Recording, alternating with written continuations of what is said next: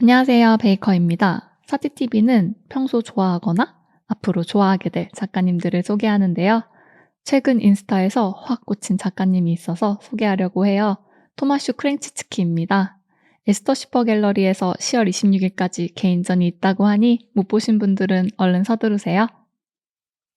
지금의 작품이 완성되기까지 어떤 변화가 있었는지, 그리고 그 변화가 인스타 타임라인에는 어떻게 반영되었는지 살펴보기로 해요. 릴스는 없고 게시물은 400개가 넘는데 오늘도 속도를 내봐야 할 것 같아요. 타임머신을 타고 작가님이 인스타를 처음 시작했던 2016년으로 가볼게요.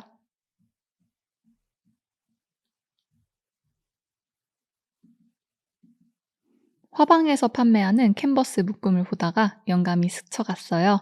이 영감은 어떻게 되었을까요? 이렇게 작가님의 작업으로 태어났어요. 표현적인 손맛보다는 개념적인 작업이 작가님의 본질이란 걸 알게 되었네요. 댓글을 보니 심상치 않아 보이는 건 저뿐만이 아닌 것 같아요. 이건 그냥 세 점을 함께 보여드릴게요. 작가님에게 중요한 키워드 중 하나는 단순화예요. 라인으로 그려진 세탁기, 전자레인지, 키친우드가 일상과 결합하는 방식이죠. 그런데 그 일상이 평범하진 않네요. 이 세탁기는 올해 서울에서 열린 젠틀스핀 전시 출품작의 모티프가 되었어요.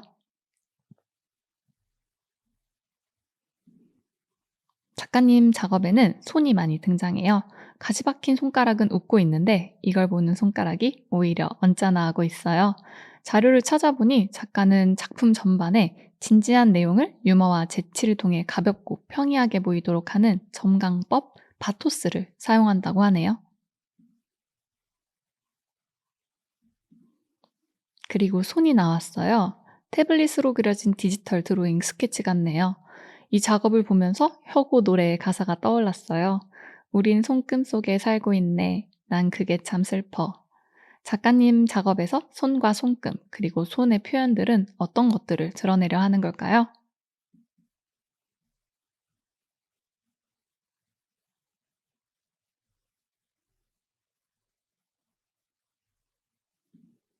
역시 태블릿으로 그리신 것 같아요. 그리고 개념 미술이라고 적어 놓으셨어요. 사람을 가장 닮은 사람의 피조물인 의자가 작가님 작품 속에서는 어떻게 드러날까요? 좀 이따 알려드릴게요.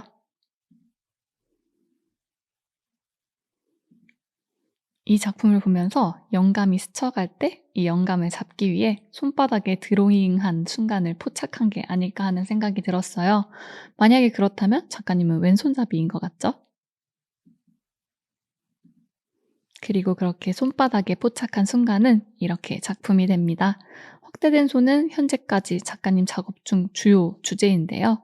엄지와 검지로 작은 연필을 잡고 뭔가를 작은 종이에 적습니다. 이 엄지와 검지는 무지무지 커요. 작품 사이즈가 가로 세로 2m네요.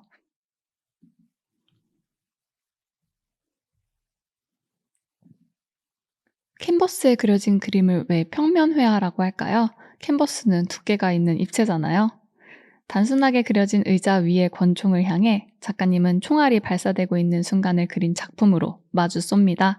그림 속 손과 작가님 손이 마치 하나가 된 것 같아요.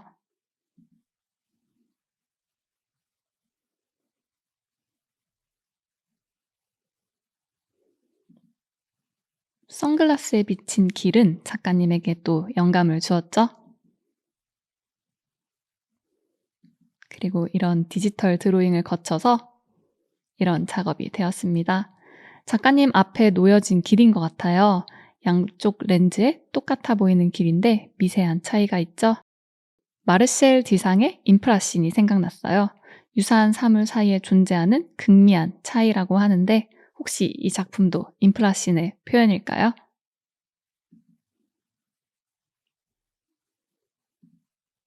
때때로 너무 많으면 무겁죠. 캔버스에 그려진 것은 작가님의 화집 같아요. 무려 4권까지 나왔어요. 무게를 지탱하지 못한 테이블은 댕강, 두동강이 났어요. 그리고 싶은 표현하고 싶은 그런 영감들이 작가님께는 너무 많다는 이야기 같죠?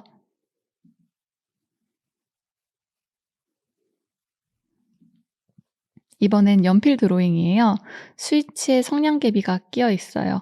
일상에서 만나기 힘든 그런 장면인데요. 이 모티프는 작가님 작품 속에서 반복해서 나와요. 근데 잘 모르겠어요. 그냥 그런 거죠.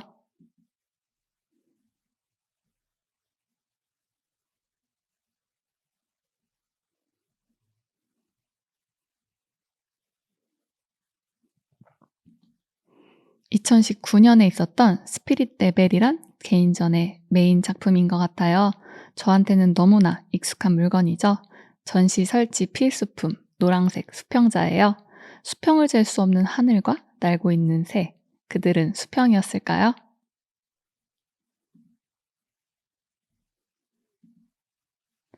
의자를 그린 건 누구나 알 텐데 사각 캔버스를 기울여서 꽉 차게 만들었어요. 앞에 소개해드린 수평자가 힌트였을까요? 삐딱한 작가의 생각과 시선이 딱 반영된 것 같아서 기분이 좋아요.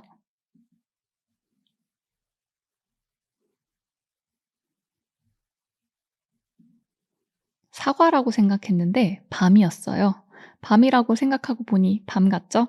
가을가을한 분위기와 컬러, 지금과 딱 어울리는 작품입니다.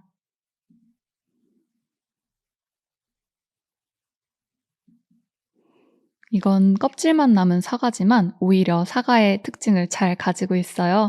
바로 앞 작업과 비교되죠? 어쩌면 작가님은 보는 사람들로 하여금 대상의 특징이 사라진 형태를 보여주고 싶었을지도 몰라요.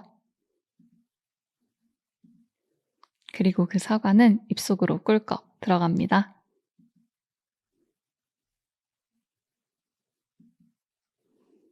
어린 분들은 이게 뭔지 모를 수도 있겠네요. 면도날을 확대한 작업이에요. 사이즈는 안 나왔지만 이 작품도 매우 클 것 같네요. 작가님은 작은 것을 크게, 또 큰 사물을 작게 표현해서 낯선 일상을 폭로하고 싶으신 것 같아요. 스테인리스 강 표면에는 마치 프리즘처럼 빛이 반사되고 있어요. 그런데 표현은 별로 사실적이진 않아요. 못 그려서일 수도 있고, 아예 못 그리기로 작정했을 수도 있어요. 의미와 개념이 중요하지 손맛이 뭐가 중요해 라고 하시면서요. 사물을 크게 확대하는 건 현대미술에서 여러 작가들이 시도했었습니다. 하지만 크랭치츠키 작업이 의미를 갖는 건 하나의 주제를 지속적으로 수행했기 때문이죠. 손가락 끝이 표면에 닿아서 살짝 눌렸어요. 적당한 긴장감이에요. 심각하진 않고요. 살짝 밀어보는 정도인데 왠지는 몰라요. 이런 애매모호아사무사한 순간에 작가는 의미를 뒀어요. 우리 일상과 프로젝트들이 그렇단 말이죠.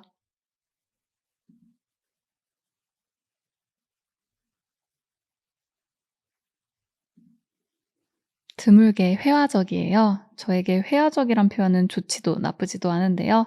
하지만 작가님은 이 작업을 마치고 기분이 좋았던 것 같아요. 작품 속으로 주민하는 것처럼 세부 사진을 함께 기록해 두셨어요. 확대된 작품 이미지를 보니 작가님은 아주 잘 그리는 분이셨네요. 나도 이렇게 그릴 줄 알아 라고 작품으로 말을 건네는 것 같죠? 왜 겁이 나거나 놀랄 때 털이 곤두서잖아요. 그런 순간을 약 100호 사이즈 대형 화면에 확대해서 그리셨어요.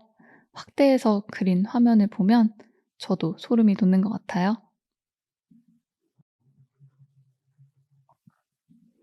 2018년에 그려졌던 연필 드로잉이 올해 5월 대작으로 그려졌어요.